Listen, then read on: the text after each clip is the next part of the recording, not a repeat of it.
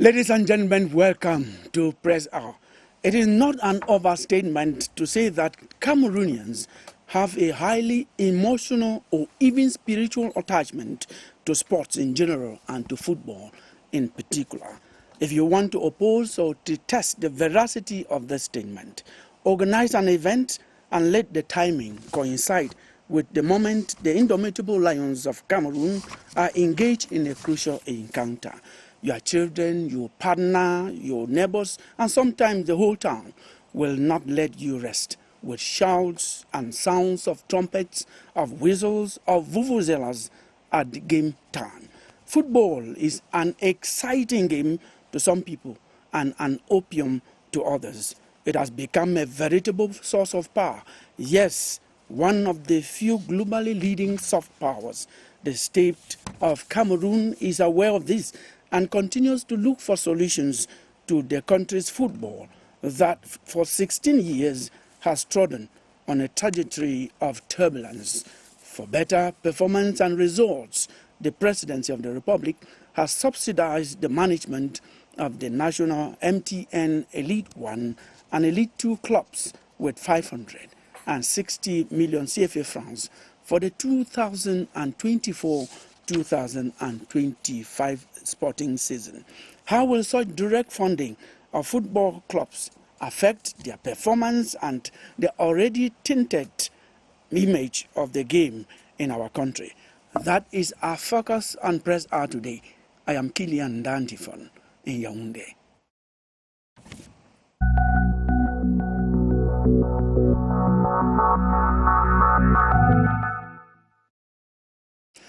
This is Press Hour, and we are broadcasting live from Yaoundé. Our topic today is direct funding of football clubs. What impact on their performance? What impact on the image of football in our country? The guests that we have on the set, we already have Awasom Junior, who is sports intelligence and diplomacy expert. You're welcome to Press Hour. Thank you so much, Kilian. Quite a pleasure to be back on Press after so many years. You know, a wonderful, wonderful Sunday. So all those who are watching us all over the country, all over the nation, especially my classmates and collaborators at IRIC here in Yaoundé, and why not all the wonderful, wonderful fans of sports all over the nations, especially the Indomitable Lions, and especially our baby Lions, the under-17, that did a special victory in Egypt, 5-0, and then transforming here in Bafoussam by 1-0, beating Egypt. Like that shows that Cameroonian football is on the rise and it merits support. Actually vibrating, on the move. Thank you so much. We have Joseph Kum Aka Joe Masu. He is the Secretary General of Bafmen United Football Academy, BUFA. You're welcome to Press On. Thank you, Kilian. It's a pleasure that I'm here today with you to talk about sports.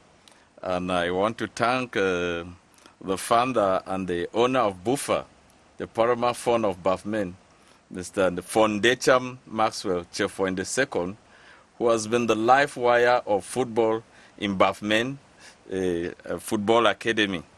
And I want to thank mostly the fans of Bafmen United that they will not be disappointed that today, as we are talking football with the mighty gesture of our president, His Excellency Paul Biya, Bafmen United will go a long way.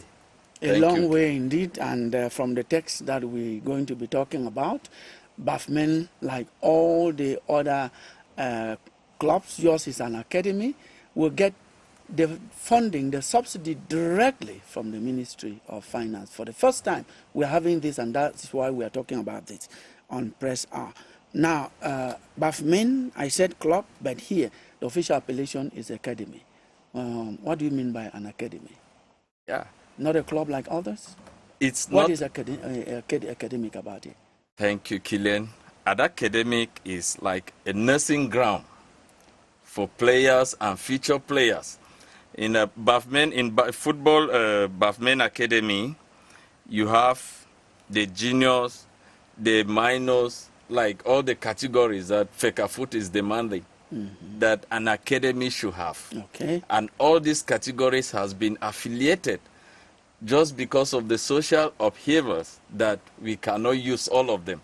Because Bafmen United the football, who are the seniors, they are not at their best. They are internal displaced team in the Northwest. Okay. So they find it difficult even to bring the junior ones or even the senior ones.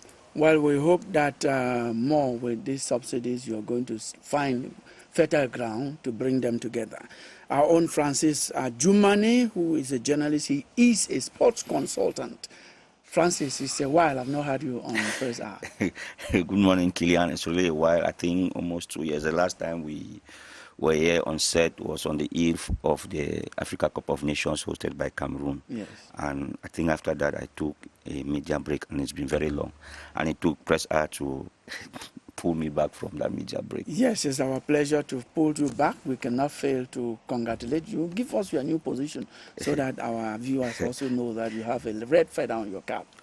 Thank you, Kilian. Yeah, yesterday I was elected the president of the Yaoundé chapter of the Cameroon Association of English-Speaking Journalists, Kamasesh Yaoundé, for a 4-year mandate. So my mandate started effectively yesterday, and I look forward to, why not, take the association to in Yaoundé a step further. And so I'm using this opportunity to get you as one of my first catches to bring back into.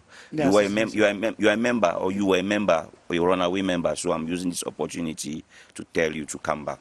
Okay, thank you. And you know, this year you're going to do so much work to hold journalists together to make sure that what we broadcast on our different outlets, what we come on with on social media, respects the state institutions while remaining professional. That's all we ask of you. There's one guest, very important guest also, whom we are waiting on Press Hour, Ango Leslie, who tells me he is nearby. He is the vice president of ISOSA of Limbe. You know, vice president of a club like that, ISOSA, that's coming up. We expect to have him in the course of this program. At this time, we invite Manuela Vemni to read the newspapers for us. He's there.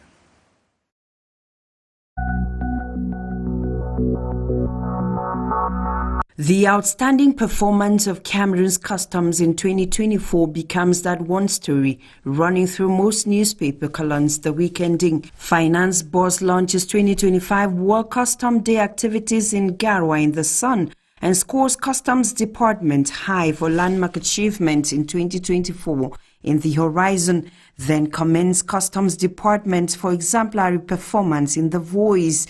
To the Guardian Post, Minister of Finance hails customs sector for outstanding strides recorded in 2024 before applauding impressive revenue collection in the Southwest amid insecurity in the median. Just when Customs Director General Edwin Fongot Novaga unveils structural transformation and growth measures in municipal updates, The Dawn informs its readers that the Minister of Finance has announced the tarring of the Boya-Sase Wotutu Road during the budget launch in Boya. The budget, Northwest Governor urges stakeholders to shun corruption and other malpractices in executing a news watch, especially as the Northwest region receives 94 billion CFA francs for 2025 budget in the pilot. Happening at a time, a report on French repression in Cameroon from 1945 to 1971 is handed over to French President Emmanuel Macron in Cameroon Tribune. To Daily Voice, the report unveils French colonial violence in Cameroon. Municipal Updates writes, research on France's role in the battle for independence. Bia's envoy Mvondo Ayolo co-chairs committee's report unveiling in Paris. The pilot indicates that Cameroon's renowned historian Professor Willy Bronzengwa was part of the French-Cameroonian commission that worked on the report. To Cameroon Insider, questions over French atrocities in Cameroon. Researchers hand findings to President Macron. The Guardian Post writes, crushing colonial-era liberation movement in Cameroon. Researchers present findings on France's role to President Macron. Snail-like flow of additional council taxes stalling municipal development in Cameroon in the sun.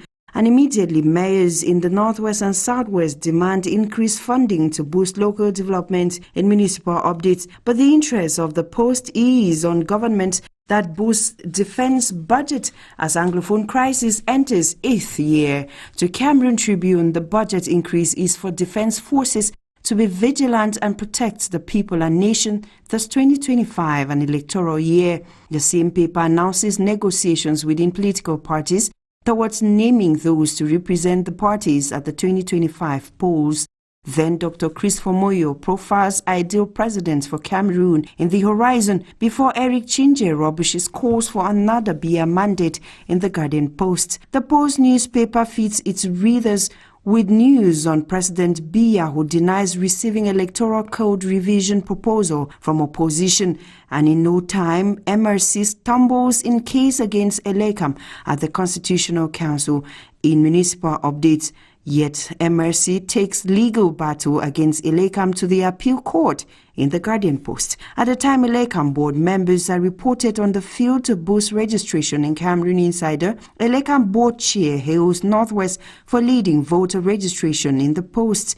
Gendarmes then raid Amba camp in Kwen in Bamenda, kill 3 and arrest 2 in the Herald Tribune.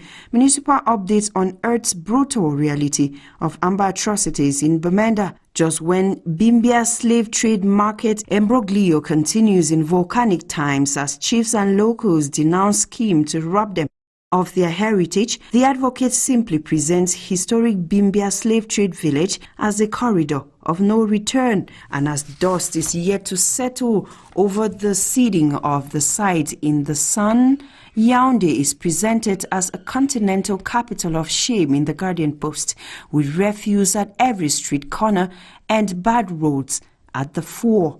In the face of this, Cameroon Insider announces fight against urban disorder in Yaoundé with its headline, Woe-betide street vendors. Cameroon Tribune cues in that the Yaoundé City Council has launched an operation to combat roadside selling, happening when, frustrated by corruption, Chad moves trade routes from Kribi to Douala and now Malabo on Daily Voice. And the Post newspaper reports that Cameroon risks losing 340 billion CFA francs yearly as Chad threatens withdrawal from Douala port. The Guardian Post is worried over the fate of over 1,000 students stranded as Minister of Secondary Education bans clandestine schools in Yaoundé. The Post newspaper asks, where is Senate President? Sir, are you still with us? Until I come your way again, this is your Hour with the Press.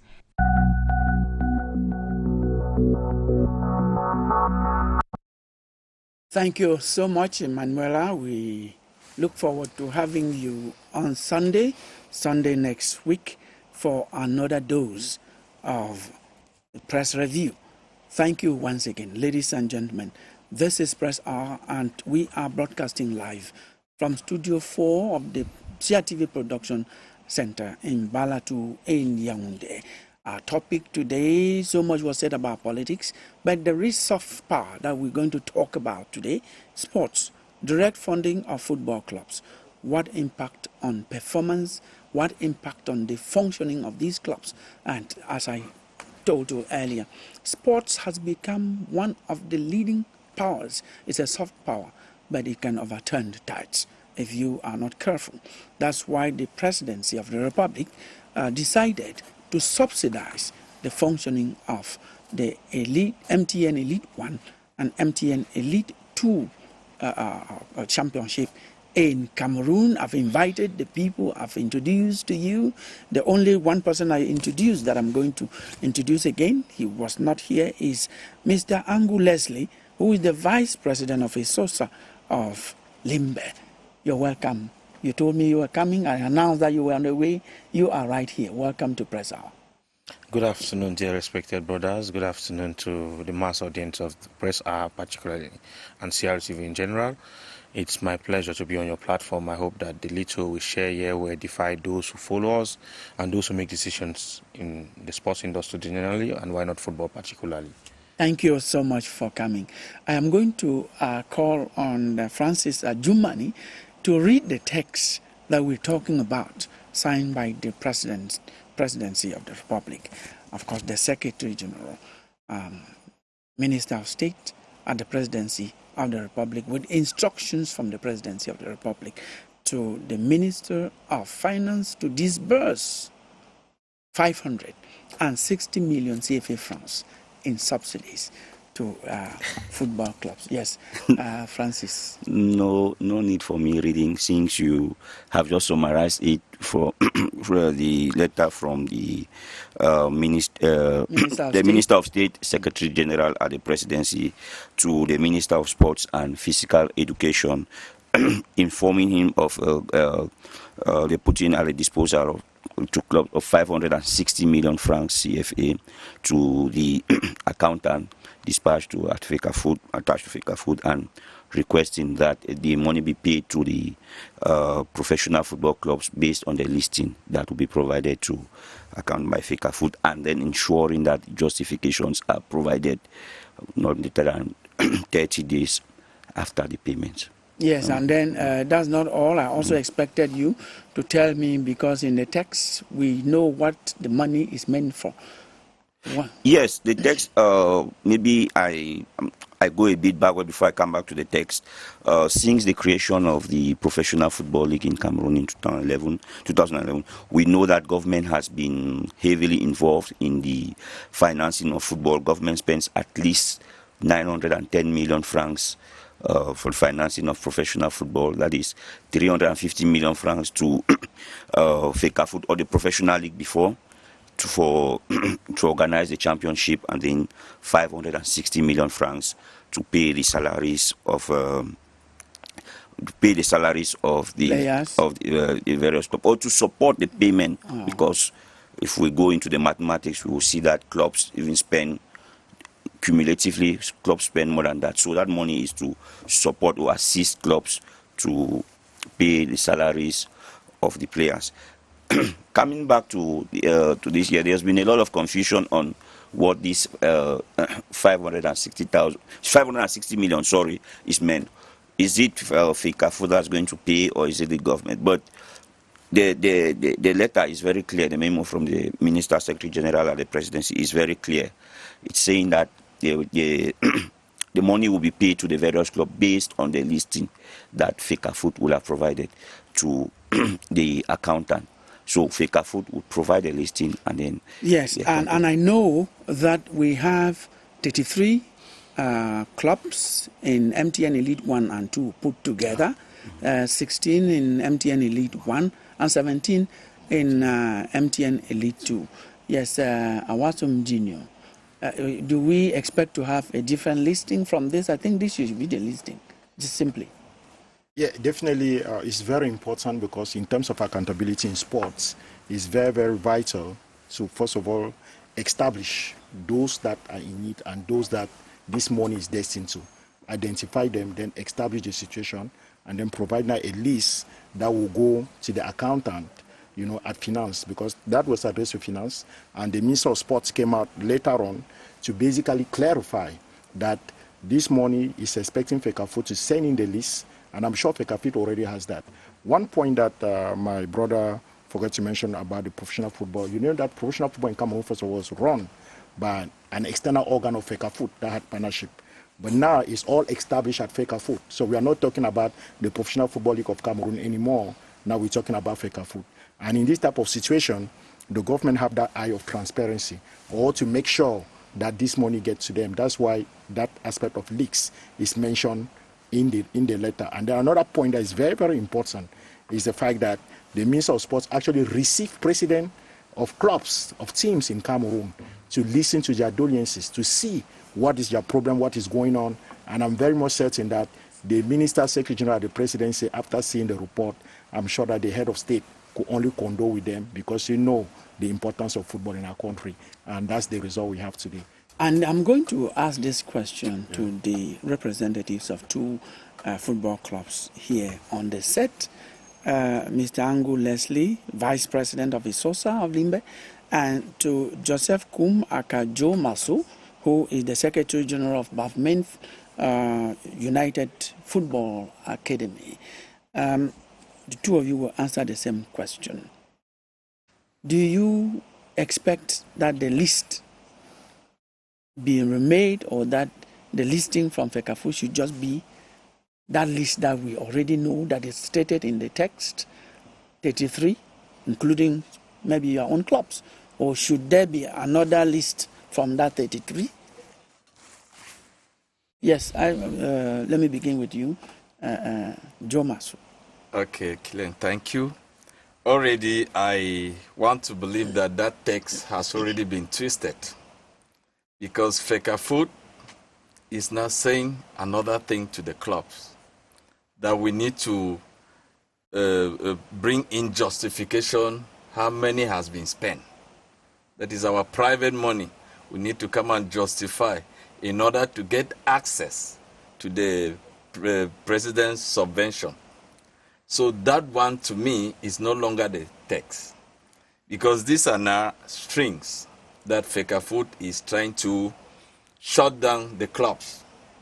Because for the past 11 years, Bafokeng United has never obtained any subvention of this magnitude. So we are like saying maybe it's a nightmare or it's still a dream. But we have hopes that because this time around, we have been, from past experience, we have been doing what FECAFOOT was asking. That is, to spend a dime, you have to pass through your bank, so that there should be transparency and traceability. Thank you for that. So now we think that things will be okay if, following what they are saying, the FECAFOOT is saying.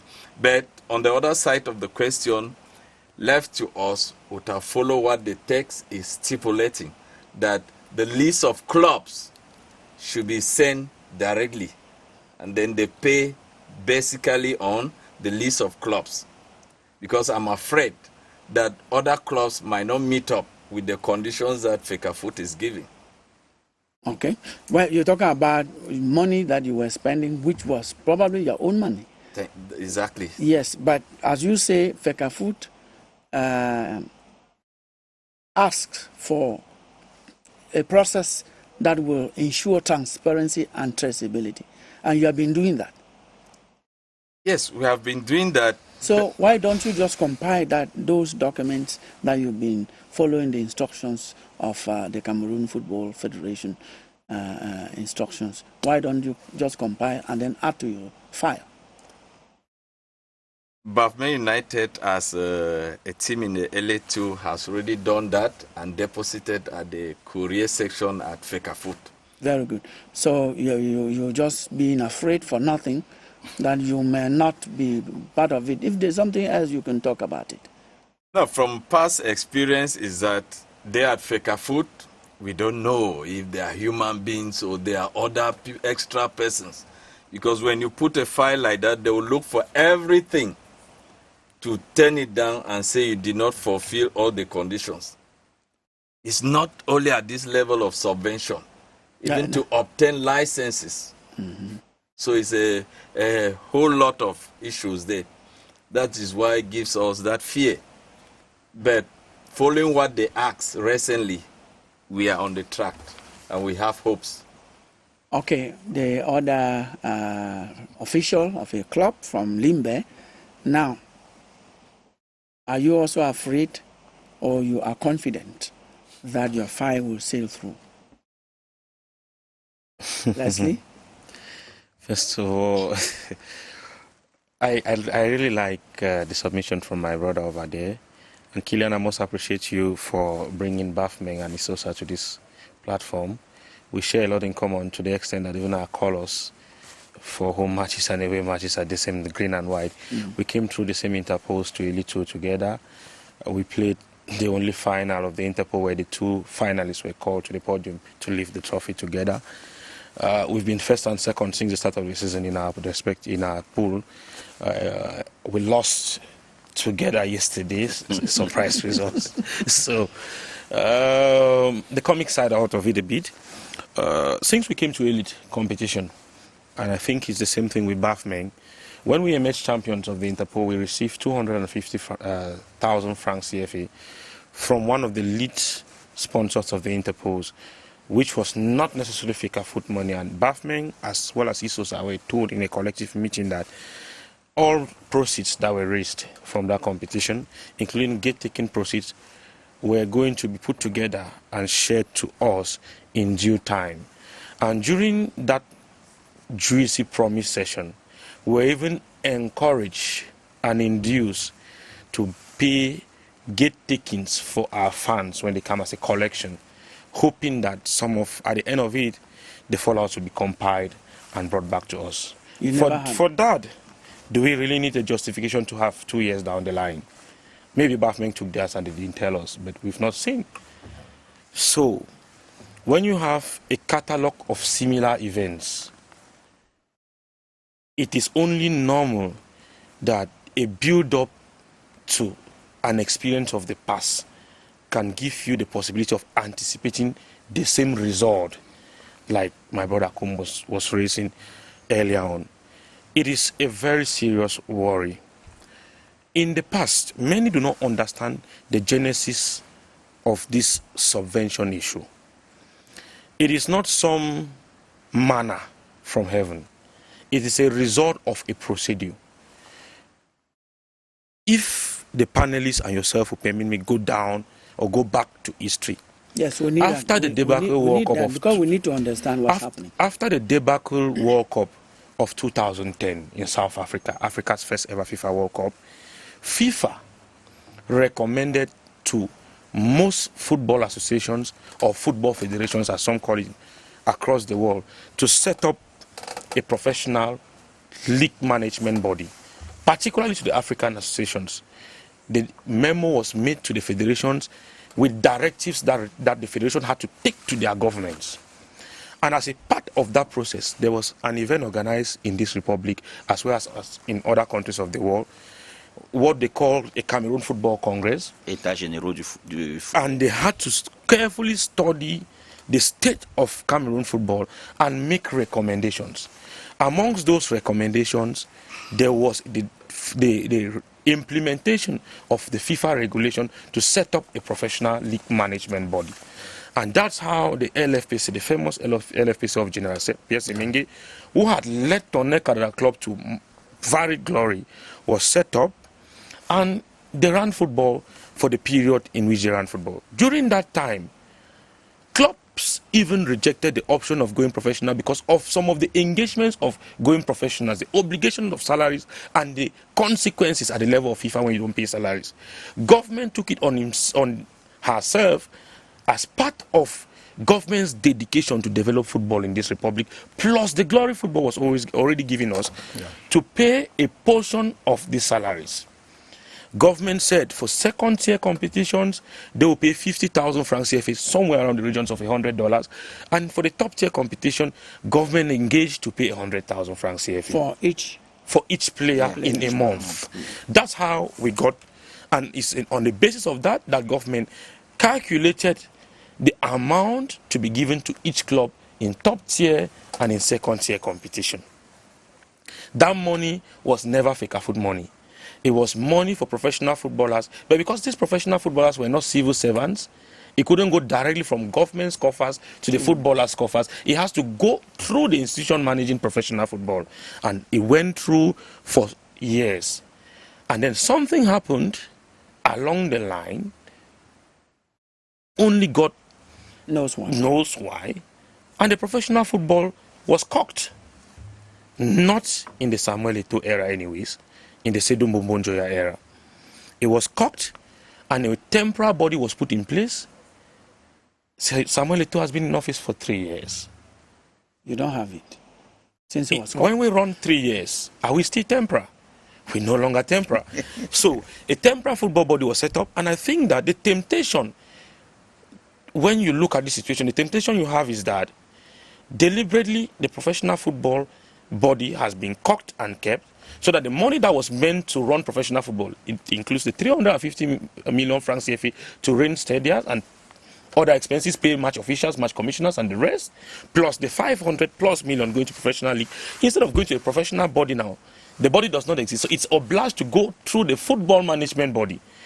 I want to bring your attention to something. Back then, When government gives you'll money... be brief because we have understood you so well. You've narrated the It's story. very important to Now, raise this point. Okay. Killian, please Just, permit me do this. Yes, It's very important. Go ahead. Back then, when the government gives this money, over 900 million francs CFA, FECAFOOT used to give their own share of this support revenue to the professional league to accumulate with government's quota and distribute to the clubs. What has happened?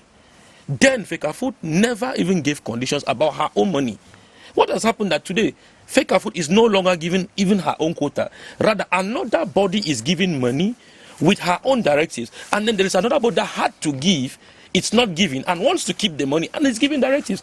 And in the last 2 years or so, I'm not counting this year because now there are varied directions about the money. In the last 2 years, I want to ask a question. Maybe anybody else is not going to answer. Somebody at FECAFOOT should have been here. In the last 2 years, clubs that have not justified, have the money been paid back to the state coffers because state gave the money to FECAFOOT?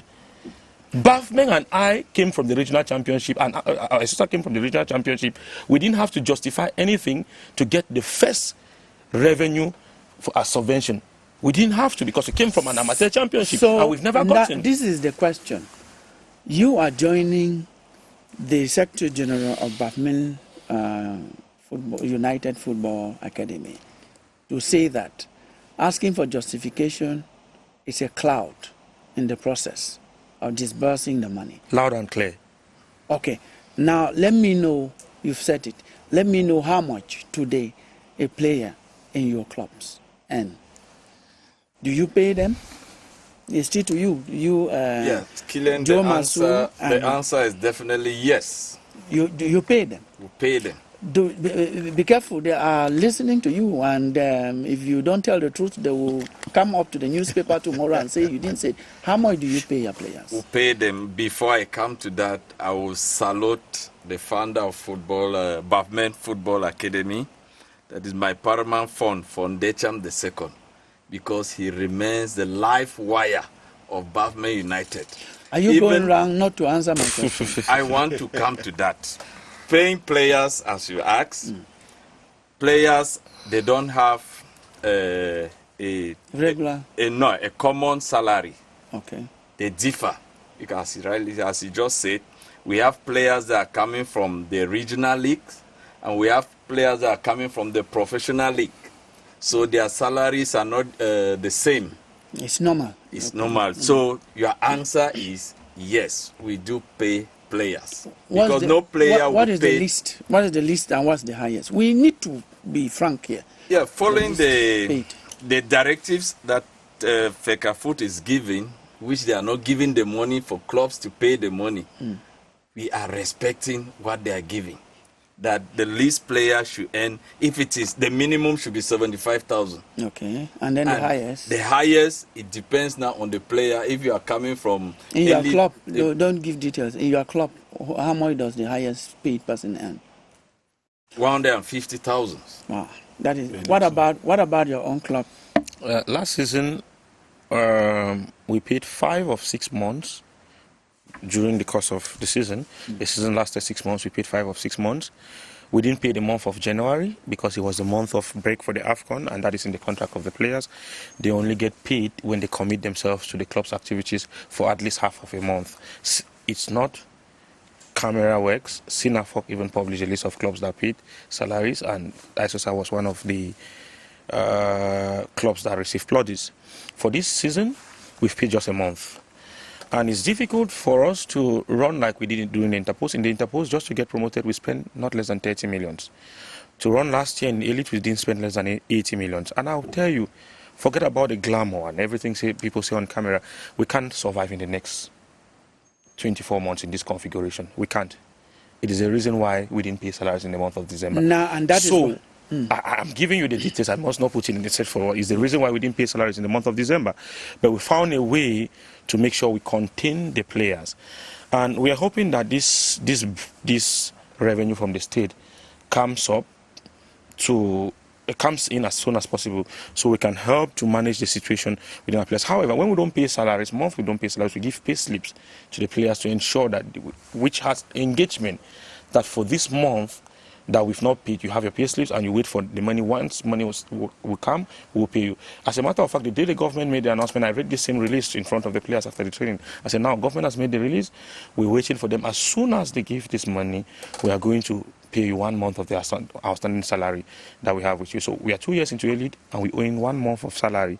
And that in itself is a commendable effort, because we are also 2 years into A-League and we've never received a dime from those who are obliging us to pay a particular salary. The only thing we need to do now is state, because they know what football offers. State needs to be more rigorous about this process. It's not about the state saying A and another person saying B. Talking about how much players in our club, the lowest earning player in 75,000 francs CFA. As at last season, the highest player at Isosa is no longer a player of the club, but he was earning 100,000 francs CFA. I can exclusively reveal on a platform, a certain Abed Chiku, who now moved to Union Sportif of Douala. He was the best player at Interpose and everything around him. So we did everything to make sure he goes above the cap. There are players on 90,000, there are players on 80,000, depending on the profile in the team. And then we have other advantage. For us, it's not just about salaries. There are other privileges that we give to our players, placements and recommendations, because we're an exclusive academy. If you look at even the average age of our players, it's not about 75,000 or 100,000. It's about using Isosa as a platform for bigger heights. And that's the reason why people say, oh, why do you let Juma go to Colombe? Why do you let Tiku go to Union? Why let Ipwa go to Canon Yaounde? Why allow Bengona to go to Star Arena? We are not there to catch them. We are there to groom them, ready them for a bigger challenge, and we move them to the bigger challenge. Thank you so much, both of you, the Secretary General of Bafemen United Football Academy and the Vice President of Isosa of Limbe. We call what you've given us facts and figures. That can be verified later on. Thank you for being so sincere. But now, what you have said gets us to the next stage of our program, which is what impact this subsidy will create if it actually comes down to you. Before we say it, you know, the government, the officials who signed this text are following us critically, and I think your plea is that they should follow that up and make sure that this money gets to all the clubs, the 33 clubs, 16 in MTN Elite 1 and 17 in MTN Elite 2. I think from what you've explained is what they expect to see. That should have been their intention of coming up with this. Now, if the money got directly to the clubs, what would be its impact? I'm starting with Francis and Awasum Jr. Yeah, Kidan, before I answer, go to your question, I think it's interesting insights from the club officials here on the table. It's unfortunate that we don't have a FECAFOOT official here to defend themselves, but not playing the devil, not playing an advocate for FECAFOOT. I think things have gone this way, the way they are. Let's be honest, things have gone this way because I commend Isosa as a club I follow closely. I commend Isosa for the commitment, the commitment they have taken to pay players. When you see the Sinafog reports that come up, you always see Isosa as one of the good candidates. So I commend them. But let's be honest that there are some other clubs, I will not use the harsh word, but there are some other, the misbehavior from some other clubs has led us to the situation where we find ourselves. And I want to believe that FECAFOOT is acting like this for the interest of the players, because we said here that professional football, government has been subsidizing this professional football since 2011. Come to think of it, if government is tired today and decides to stop the funding, what happens?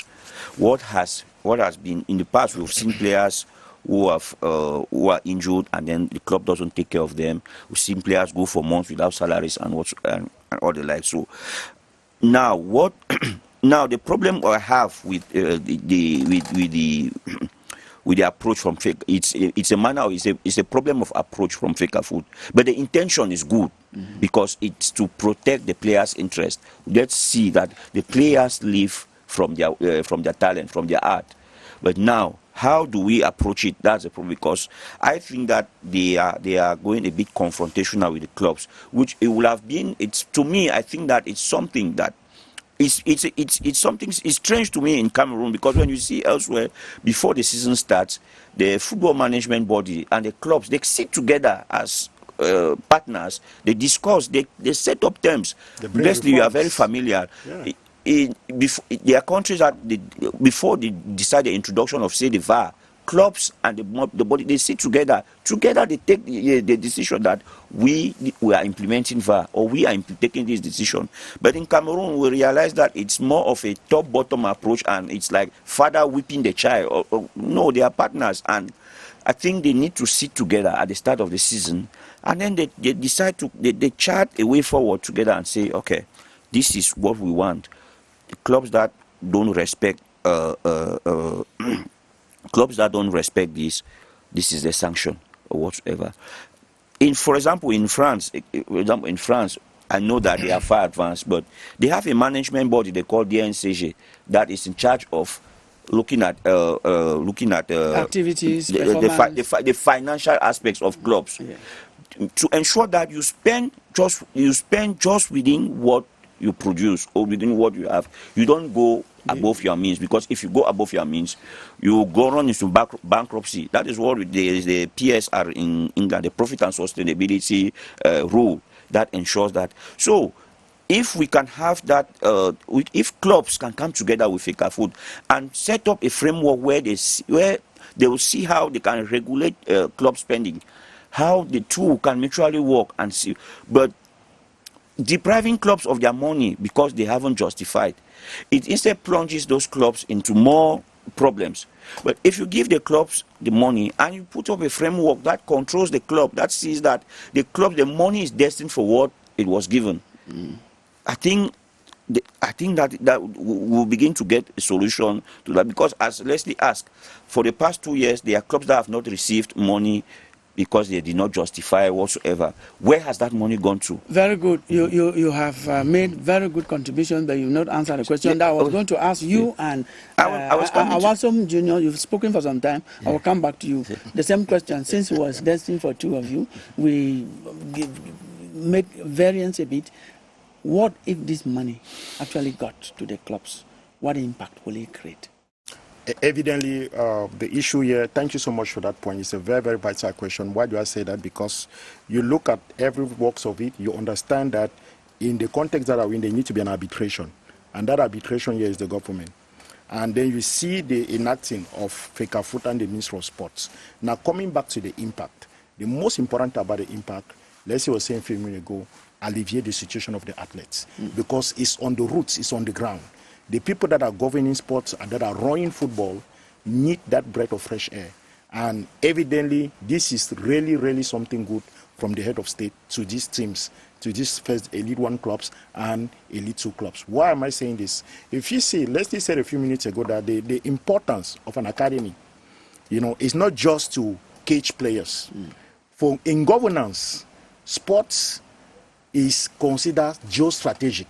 It is. And it's a power. It's a power. Soft power. Exactly. One of the leading powers today in the world. And that power has also some dynamics and aspects to it, which is the satisfaction and the interest of the citizen. It's not like football players are not deserving citizens or doesn't have working rights, or that certain aspect of sports governance, is only in the hands of other people. I think the fact that the Minister of Sports, decided through the head of state that this money is going to go directly to club is because of the complaints, of the issues. Some of them, Leslie have already said it, Mr. Kuma have already said it, and you can understand that you have a government that have the ear of its population, that have the ear of the sportsmen of this country. Don't forget, the head of state is #1 sportsman in this country. And football is something that he carries it in his heart very passionately. That's why he was decorated in Cairo during the CAF awards. People tend to forget that. So you can understand the importance of football. So that impact that you are talking about is not only finance, it's the well-being of the people. It's to give people like Leslie, like Mr. Kum, a breath of fresh air in their club. But at the same time too, that aspect of accountability. Do we need to ameliorate governance in our sports movement, in our clubs? Do we need to have a better transparency of leaders that can account for? My brother there said some clubs that doesn't have good faith. And it's true. There are clubs that don't have really good faith. There are clubs that once they have 2-3 players, their main aim is to make money and sell them. They're not there to groom players, give them better future, inculcate values in them that will represent Cameroon value. These are things that we take very, very strong at heart when it comes to sports, especially football. So the first thing that Money will do is a breath of fresh air that they're sending to those clubs. Secondly, to the players, and you can imagine the ramifications to their family. Of course, a multiplier effect. I will come back to you, Francis. That is the question that you had to answer. I just wanted you to take a breath, then I come back to you. So they said it's dynamic. Now, the thing you should start from, football is the one undeniable uniting force that we have more than any other. Yes, of course. We know what football represents to our country. And if you see government investing heavily, let's admit that government spends a lot on football in this country.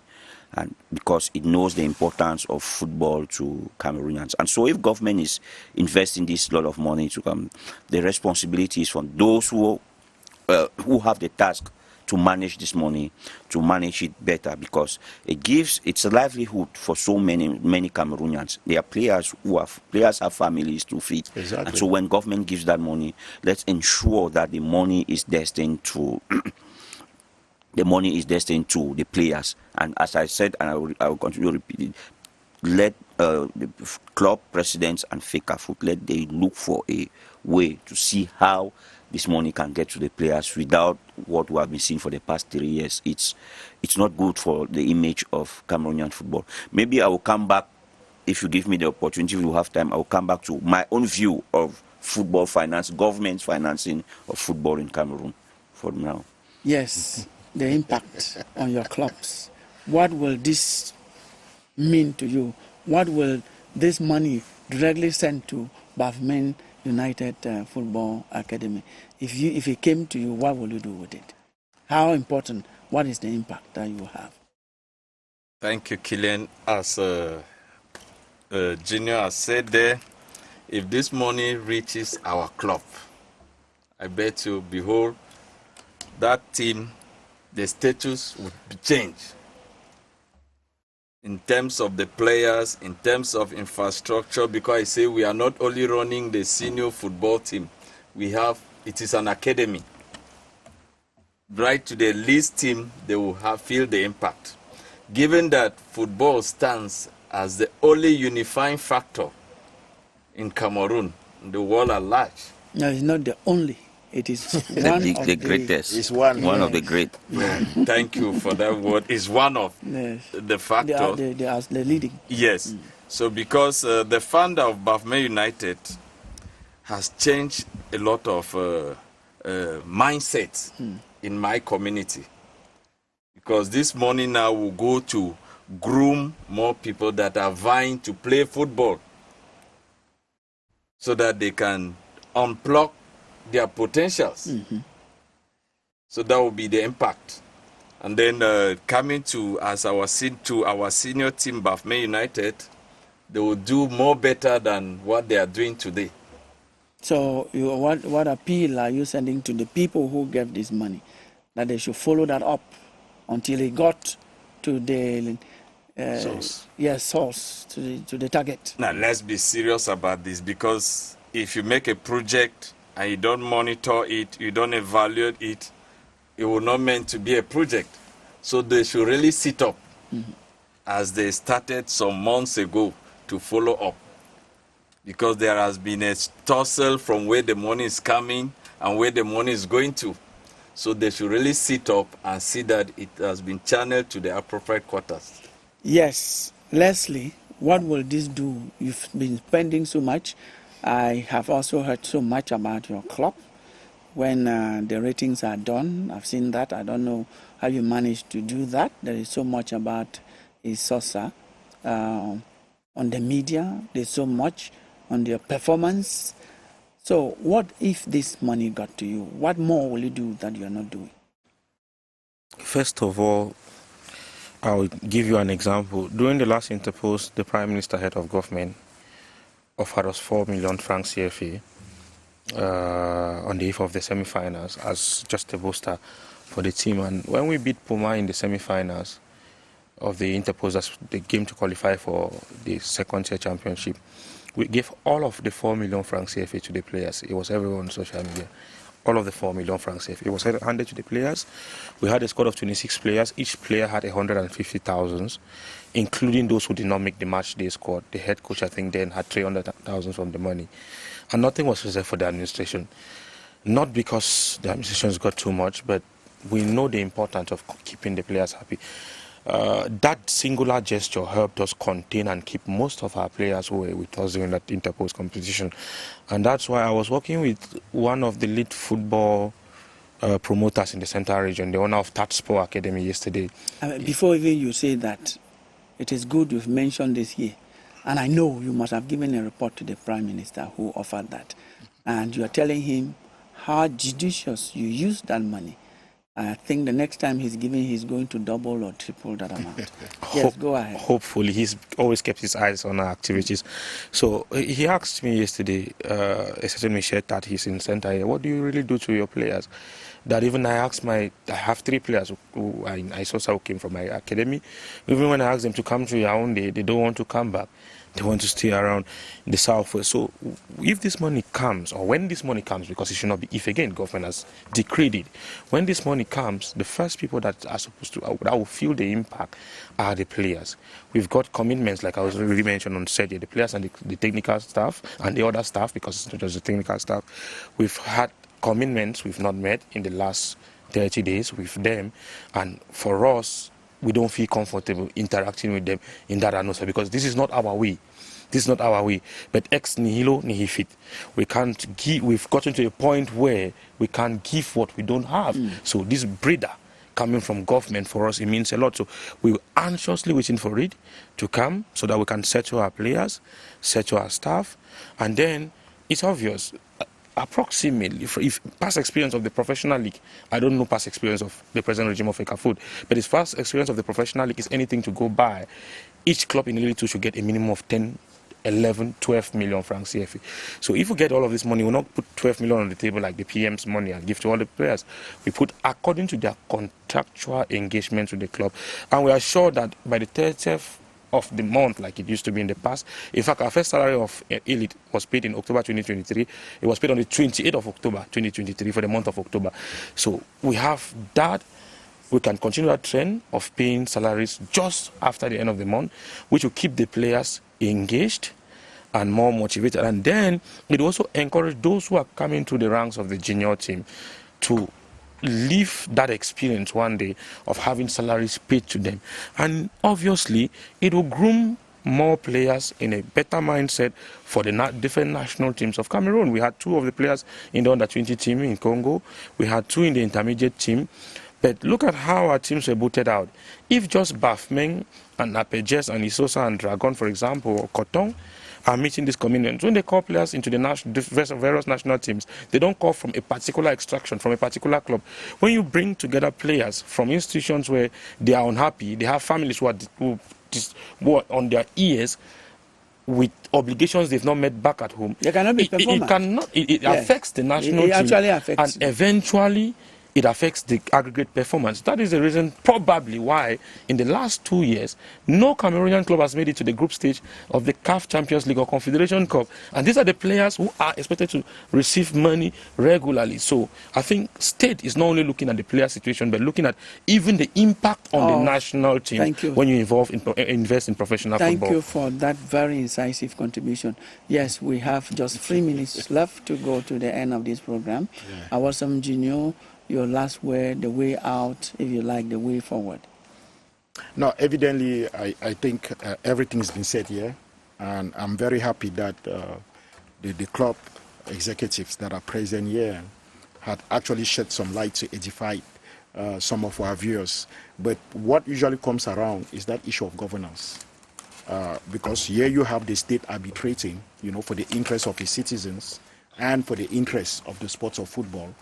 And at the same time, you have an issue of governance, you have an issue of finance, and then you have an issue also in terms of coherence, how events, sports events and organizations are managed in our nations. Because you can imagine what is happening in football if it was to happen with other sports activities in the country or other major sports activities like volleyball, handball, or American football. How would the state react? I should also say you are the continental president. Absolutely. Of the American... I'm actually continental chairman at the International Federation of American Football. Thank you. And currently president of Cameroon American Football Federation. Okay. Yeah, but let me conclude very fast because this point is very important. I think there is an issue in terms of governance and in terms of human resource in our sports movement. And I think many people underestimate or don't understand their missions and their roles that they're supposed to be played. And I'm very happy that even though I follow football a lot, but at the local level, I'm very happy to have listened to Leslie and Mr. Combs. And I think these are things that will take further in the days to come. I think they have made their points so well. Francis, your last word. Yeah, my last word is I just want to say in 2010, in May, before going to the World Cup, there was a forum, a national forum for football, where about 350 football actors in Cameroon and diaspora met in Yaoundé, even before the November forum, where a number of recommendations were put forth. There were 10 different workshops, and there was one workshop on football finance, football infrastructure and financing, and there were recommendations that were made. If you go 10, 15 years after, if you look at those recommendations, you will see that only government has implemented most of the recommendations. The other actors seem to be sleeping. For example, in 2010, we had just 3 stadiums for 300 clubs. And it was recommended that we need more infrastructure, and government has built that. It was recommended that we need more finance in football, government has given. But on the other hand, it was recommended that FECAFOOT as well as clubs look for avenues to finance football. It has not been done 15 years after, if we keep dragging like this. Yes, you cannot go without a word, please. The last word comes to you. The Bafmen is in a crisis zone. Your way out. If this happens, what will happen? I mean, your way out of this, your way forward. Well, thank you, Killian. As a way out from this, all this, I would say if it happens, then because we cannot say it will give a full stop to what is happening there, the social upheavals, but at least we will feel that we are at home. Because Bafmen United is an internally displaced team from Bafmen. We are located in Bamenda now, where we are not really comfortable. You don't have your base. You are not at your own base. Thank you so much. So I think that is well said. If this comes, we're going to see the way you bring the team back to its base. Thank you so much for coming, gentlemen. Thank you for your time, our viewers. And on behalf of the production team, I want to thank you for watching and advise you to watch this program or a rebroadcast of it on Monday at 2:30 on CRTV Premium, Mother channel where you are now, and on CRTV News on Wednesday at 9 p.m. That's after the news in French.